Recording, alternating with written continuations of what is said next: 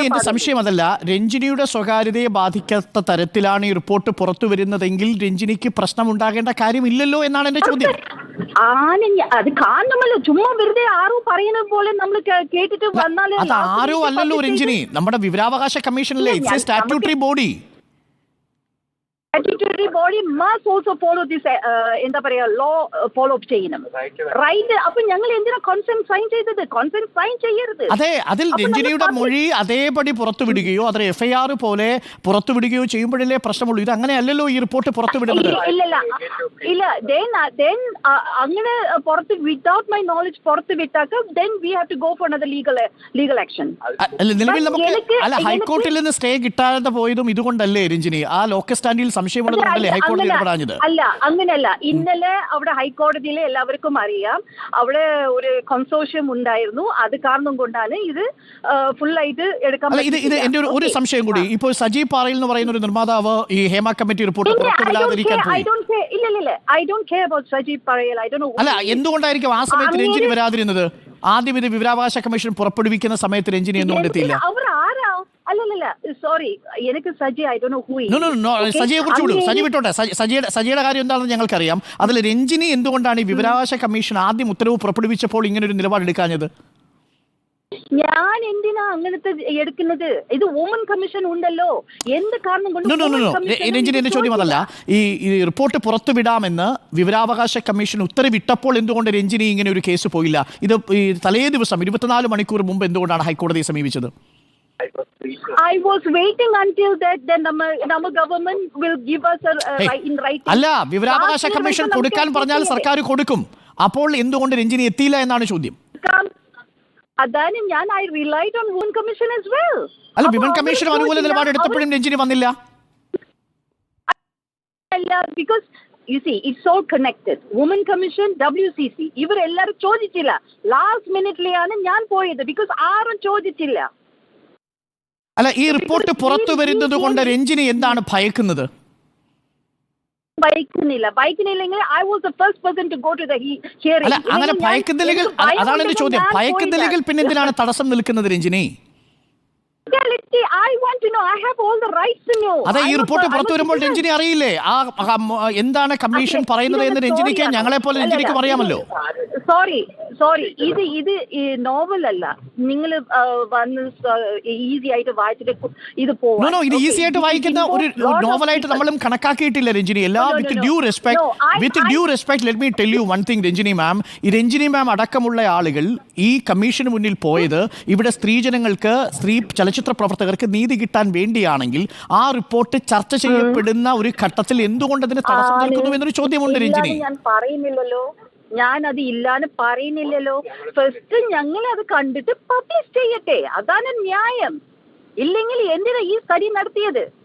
അല്ല, ഇത് നിങ്ങളുടെ സ്വകാര്യതയെ ബാധിക്കുന്നില്ല എന്നൊരു ഏജൻസി പറഞ്ഞാൽ അതിനു മുകളിൽ പിന്നെ എങ്ങനെയാണ് നമുക്കൊരു നിലപാടെടുക്കാൻ കഴിയുക? അങ്ങനെ പറയാൻ പറ്റില്ല. പിന്നെ എന്തിനാ ഞങ്ങൾ അവിടെ കോൺസെന്റ് ഫോം സൈൻ ചെയ്തത്? തീർച്ചയായിട്ടും ഉണ്ട്. അല്ല, അതുകൊണ്ടാണല്ലോ ആ ഭാഗങ്ങൾ മാറ്റിവെച്ചിരിക്കുന്നത്.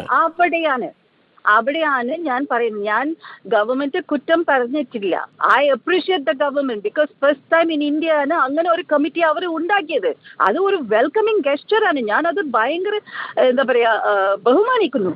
പക്ഷേ അത് വിടുന്നതിന് മുമ്പ് നമുക്ക് ഒന്ന് കാണിക്കണം. I relied on woman commission. അവരെ ചോദിക്കുന്നില്ല. അവരെങ്ങനെ ചോദിക്കാതെ വിട്ടത്? അവിടെയല്ലേ ഫ്ലോർ വന്നത്. ഞാൻ ലാസ്റ്റ് മിനിറ്റ് പോയത് കാരണം because nobody asked for the publication before, nobody asked for the report or the statement before the publication. ഞാൻ totally relied. അല്ല രഞ്ജിനി, അതൊക്കെ ശരിയാണ്. പക്ഷെ ഞാൻ ഇന്നലെ രഞ്ജിനിയോട് നേരിട്ട് പറയാം. ഞാൻ പരാതി പറയുന്നത് വുമൻ കമ്മീഷനാണ്. ബിക്കോസ് അവരാണ് ഈ സ്റ്റേറ്റിലെ എല്ലാവരുടെ ലേഡീസിന്റെ എന്താ ഓണർ ഇത് ചെയ്യുന്നത് അവരാണ്. അവർ തന്നെ ഇത് ചോദിച്ചില്ല. അതാണ് ഞാൻ പോയത്. എന്റെ സംശയം ഇതാണ് രഞ്ജിനി, ഇപ്പോൾ ഈ റിപ്പോർട്ട് പുറത്തുവിടുന്നതിന് തടസ്സം നിന്നാൽ അത് ആർക്കാണ് ഗുണകരമാവുക? വാർത്തക്ക് മുമ്പ് ഞങ്ങൾ കാണണം. ആര് പറഞ്ഞു ഞാൻ ഇത് സ്റ്റോപ്പ് ചെയ്യുന്നു? ഞാൻ അങ്ങനെ പറയുന്നില്ലല്ലോ. ഞാൻ പറഞ്ഞത് I want to see the report before publishing. What's wrong in that? അല്ല, That is my fundamental right. നോക്കൂ രഞ്ജിനി, നമ്മുടെ The right രാജ്യത്തുള്ള to stop എല്ലാ മനുഷ്യർക്കുമുള്ള അവകാശങ്ങളാണ് നമ്മൾ എല്ലാവർക്കും ഉള്ളത്, രഞ്ജിനിക്കും നമുക്കുമെല്ലാം. ഇത് ഇപ്പൊ രഞ്ജിനി ആ മൊഴി കൊടുത്ത് പുറത്തു വന്നാൽ രഞ്ജിനി അതിൽ ഒരു പബ്ലിക്കിന്റെ ഭാഗത്താണ് നിൽക്കുക. മൊഴി കൊടുത്തയാൾ ഒരു പബ്ലിക്കിന്റെ റെപ്രസെന്റേറ്റീവ് ആയിട്ടാണ് അതിൽ നിൽക്കുക. കാരണം ഈ കേസിൽ രഞ്ജിനി ഒരു വ്യക്തിപരമായ പരാതിക്കാരിയല്ല. ഇതൊരു കേസ് ഡീറ്റെയിൽ അല്ല. ഇതൊരു വലിയ അനീതിയെ കുറിച്ചുള്ള ഒരു അന്വേഷണ റിപ്പോർട്ടാണ്. No. You understand my point, but you don't want to admit it. No. I admit it, ma'am. With due respect. ഞാൻ രഞ്ജിനിയെ അഭിനന്ദിക്കുന്നത്, രഞ്ജിനി അവിടെ തുറന്നു പറഞ്ഞിരിക്കുന്ന കാര്യങ്ങളും നിലപാടിനെയും ഞാൻ അഭിനന്ദിക്കുന്നു. രഞ്ജിനി എടുത്ത ആ നിലപാട് ചലച്ചിത്ര പ്രവർത്തകരുടെ ആത്മാഭിമാനം ഉയർത്തിപ്പിടിക്കാനാണെന്ന് ഞാൻ വിശ്വസിക്കുന്നു. പക്ഷേ എനിക്ക് സംശയമുണ്ടാവുന്നതും Ranjini, with due respect, Ranjini, let me tell you one thing, Ranjini. ഒരു കാര്യം രഞ്ജിനി മാം, എല്ലാ ബഹുമാനങ്ങളോടും കൂടി പറയട്ടെ. രഞ്ജിനി ഈ മൊഴി കൊടുക്കാൻ പോയത് തന്നെ ഒരു വലിയ നിലപാടാണ്. അത് നീതിയുടെ പക്ഷത്ത് നിൽക്കുന്ന നിലപാടാണ്. പക്ഷേ അത് ചർച്ച ചെയ്യപ്പെട്ട് ഈ രീതിയിൽ ചലച്ചിത്ര മേഖലയിൽ സംഭവിക്കുന്ന വലിയ അനീതി മാധ്യമങ്ങളിലൂടെ ചർച്ച ചെയ്യപ്പെട്ട്, പുറം സമൂഹം ചർച്ച ചെയ്യപ്പെട്ട്, അത് അവിടെ മാറ്റമുണ്ടാകാൻ വരുന്നൊരു ഘട്ടത്തിൽ അതേ രഞ്ജിനി എതിരു നിൽക്കുന്നു എന്ന് പറയുമ്പോൾ ഒരു വിഷമം. അതാണ് രഞ്ജിനി. അതാണ് തെറ്റ്. അവിടെയാണ് നിങ്ങൾ തെറ്റ് പറയുന്നത്. ഞാൻ പറയുന്നത് ഈ റിപ്പോർട്ട് വരത്തുക്ക് മുമ്പ് ഞങ്ങളെ കൊണ്ട് കാണിക്കണം. Because we have the legal right to see അവർ സ്റ്റേറ്റ്മെന്റ്. അല്ല, വി എന്ന് പറഞ്ഞാൽ രഞ്ജിനി, അതിൽ ആരൊക്കെയാണ് അത് കാണേണ്ടത്? അല്ലെങ്കിൽ അങ്ങനെ ഒരു പ്രയോറിറ്റി വേണമെന്ന് രഞ്ജിനി പറയുന്നത് ആരൊക്കെയാണ്? മൊഴി കൊടുത്ത എല്ലാവരും കൊടുക്കണമെന്നാണോ, അതോ തെളിവുകൾ സമർപ്പിച്ചിരിക്കുന്ന എല്ലാവരും കാണണമെന്നാണോ? കാണണം. അതാണ് ഞാൻ എന്റെ പ്രയർ. എന്റെ ഒരു സംശയം ഞാൻ ചോദിക്കട്ടെ രഞ്ജിനി. നമ്മളൊരു കേസിൽ ഒരു വിധി പറഞ്ഞ ഒരു വിധിയുടെ പകർപ്പ് ആ മൊഴി കൊടുത്തയാൾക്ക് ആദ്യം ലഭിക്കുന്നൊരു സംവിധാനം ഉണ്ടാകുമോ നമ്മുടെ നാട്ടിൽ? ഇവിടെ ഇല്ലല്ലോ, അങ്ങനെ ഇല്ലല്ലോ, കാണിച്ചിട്ടേ ഇല്ലല്ലോ.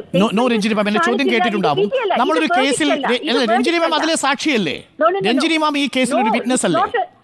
It's not a verdict at all.